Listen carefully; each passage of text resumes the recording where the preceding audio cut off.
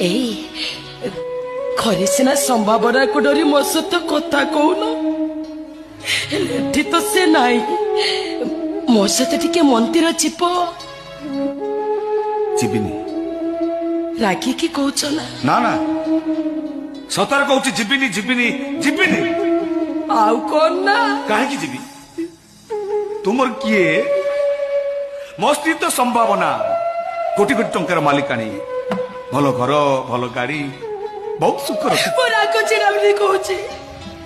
ଭାରି ତ ସ୍ୱାମୀ ପଡ଼ିଆ ଦେଖେଇ ହଉଥିଲ, ମୋ ବିନା ବଞ୍ଚି ପାରିବନି ବୋଲି କହୁଥିଲ। ଏ ଦିନ କେଇଟାରେ ଏତେ ବଦଳି ଗଲ କେମିତି? ରାତି 9ଟାରୁ କବାଟ କିଳି ଶୋଇ ପଡୁଛ ଯେ ଯେତେ ଡାକିଲେ ବି ଜମା ଶୁଣୁନ। ହଁ, ଡଲପ ଗଦି, ଏସି ରୁମ୍, ବାବୁଙ୍କୁ ନିଦ ହେଇଯାଉଥିବ।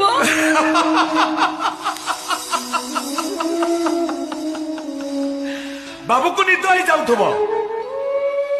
ସମ୍ଭାବନା କହୁଛି ଶାନ୍ତିରେ ଶୋଇଛି, ହେଲେ ରତ୍ନା ପ୍ରଧାନ ଜାଣିଛି ଦାମୀ ପଲଙ୍କ, ଡନଲପ ଗଦି, ଚିକଣ ଚଦର ଉପରେ ଶାନ୍ତିରେ ଶୋଇଛି ନା ଚଦର ଭିତରେ ମୁହଁ ଲୁଚି ଲୁଚି କାନ୍ଦୁଛି। ତାମାନେ ତମେ?